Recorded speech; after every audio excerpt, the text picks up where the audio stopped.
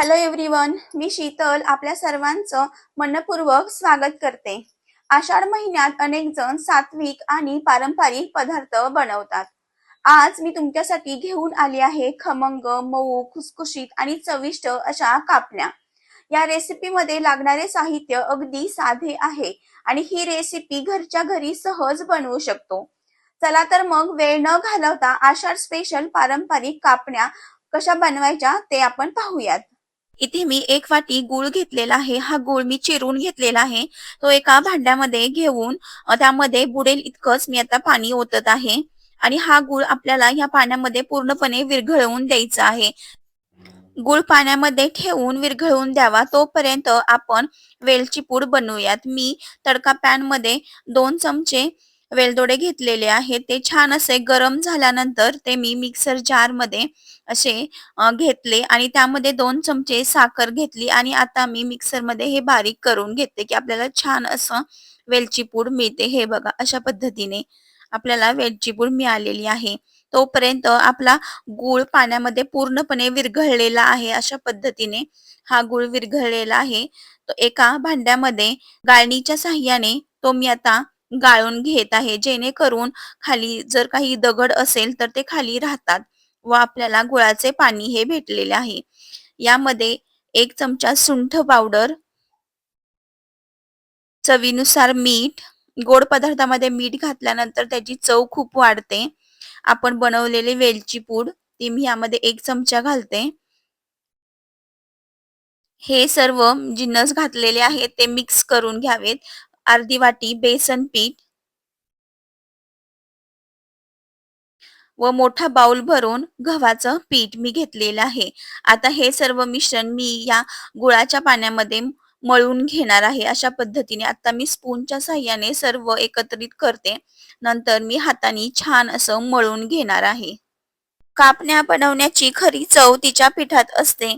मी इथे गुळाचं पाणी तयार करून त्यात गव्हाचं पीठ आणि थोडंसं बेसन पीठ घालून मळत आहे. बेसनामुळे कापण्यांना छान चव आणि हलका कुरकुरीतपणा येतो, तर गुळामुळे नैसर्गिक गोडवा मिळतो. पीठ ना खूप घट्ट ना खूप पातळ, अगदी मऊ आणि एकजीव मळायचं आहे. असं पीठ तयार झालं की आता आपल्या कापण्या खूपच छान स्वादिष्ट बनतात. आता हे पीठ आपण थोडा वेळ झाकून ठेवू, म्हणजे ते अजून छान मुरेल. आता गॅसवर कढई तापत ठेवली आहे. कापण्या तळण्यासाठी मी इथे स्नेहसत्वचे करडीचे तेल वापरत आहे. आषाढ महिन्यात पारंपरिक पद्धतीने करडीच्या तेलात कापण्या तळल्या जातात. त्यामुळे त्यांना एक वेगळी चव आणि खमंगपणा येतो. इथे मी झाकून ठेवलेलं पीठ छान मळून घेत आहे. आपले पीठ छान मऊ आणि एकजीव झालेलं आहे आणि आता मी त्याला छान असं मर्दून घेत आहे, जेणेकरून आपले कापण्या छान होतील. आता बळून झाल्यानंतर ह्याचे मी छोटे छोटे गोळे करून ठेवते, जेणेकरून आपल्याला कापण्या बनवताना सोपे जाईल. इथे मी तुम्हाला कापण्या बनवण्यासाठी एक महत्वाची टीप सांगते.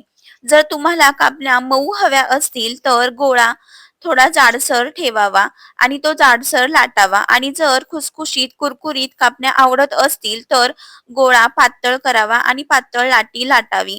कापण्यांची जाडी जशी असेल तसाच त्याचा पोट तयार होतो. त्यामुळे तुम्हाला जशा कापण्या आवडतात तशा त्या लाटून तयार करा. ही एक छोटीशी महत्वाची टीप आहे, नक्की लक्षात ठेवा. आता मी एक गोळा घेऊन तो दोन्ही बाजूनी खसखशीमध्ये हलक्या हाताने दाबून घेत आहे.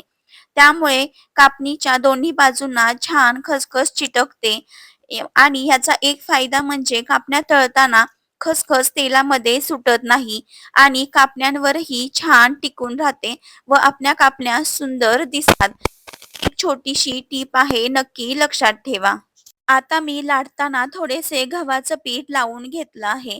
त्यामुळे गोळा लाटताना चिटकत नाही आणि आपल्याला हवी तशी जाड किंवा पातळ पोळी अगदी सहजपणे लाटता येते व मी गरजेनुसारच गव्हाचं पीठ वापरत आहे.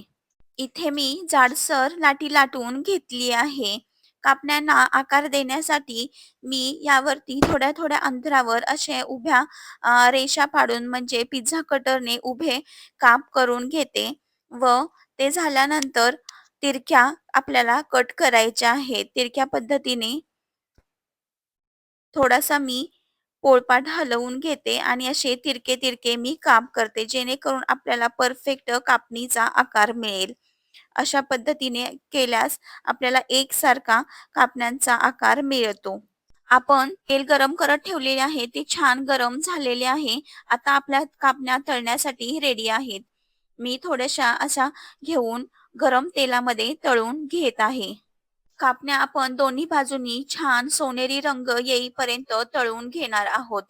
आता बघा, तळताना आपल्या कापण्या किती छान फुगलेल्या आहेत आणि त्यांना रंगही छान सोनेरी रंगापर्यंत आपण तळून घेणार आहोत.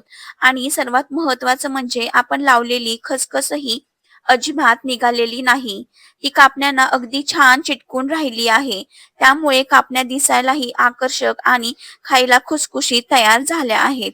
अशाच पद्धतीने मी सर्व कापण्या तयार करून एकामागून एक अशा छान सोनेरी रंग येईपर्यंत तळून घेतल्या आहेत. आणि बघा, आपल्या पारंपरिक खमंग आणि स्वादिष्ट आषाढ स्पेशल कापण्या आता तयार झाल्या आहेत. दिसायलाही सुंदर आणि खायला अगदी अप्रतिम लागतात. या कापण्यांमध्ये गूळ, गव्हाचं पीठ, बेसन पीठ, करडीचं तेल याबरोबरच सुंठ पावडर आणि वेलची पूड घातली आहे. सुंठ पचनासाठी अत्यंत उपयुक्त असते, तर वेलचीमुळे छान सुगंध आणि अप्रतिम चव येते. त्यामुळे आपल्या कापण्या आणखी स्वादिष्ट आणि चविष्ट बनतात. तर आजची ही आषाढ स्पेशल कापण्यांची रेसिपी तुम्हाला आवडली असेल तर आपल्या व्हिडिओला लाईक करा आणि अशाच पारंपरिक चविष्ट आणि सोप्या रेसिपीसाठी आपल्या चॅनेलला सबस्क्राईब नक्की करा. पुन्हा भेटूया अशाच एका नवीन आणि स्वादिष्ट रेसिपी सोबत. पण जाता जाता मी तुम्हाला सर्वांना एक सुंदर गोष्ट दाखवते. आमच्या बाल्कनीमध्ये उमललेली सुंदर ब्रह्मकमळाची फुले पहा, किती मनमोहक आणि प्रसन्न दिसत आहेत. अशी फुले उमललेली पाहिली की मनाला वेगळाच आनंद आणि समाधान मिळतं. आणि ह्या फुलाचं एक वैशिष्ट्य म्हणजे ते उमलल्यानंतर फार काळ ताजं राहत नाही. साधारणपणे एका रात्रीतच ते पूर्ण उमलतं आणि त्यानंतर काही तासातच हळूहळू कोमेजू लागतं. म्हणूनच ते उमललेलं पाहणं हा खूप खास आनंदाचा क्षण असतो. आणि हे फूल शिवलिंगावर अर्पण करायचं असतं. आज आमच्या घरी हे सुंदर फूल उमललं, म्हणून तो तुमच्यासोबत मी शेअर केला. हर हर महादेव. धन्यवाद. पुन्हा भेटूया पुढच्या व्हिडिओमध्ये.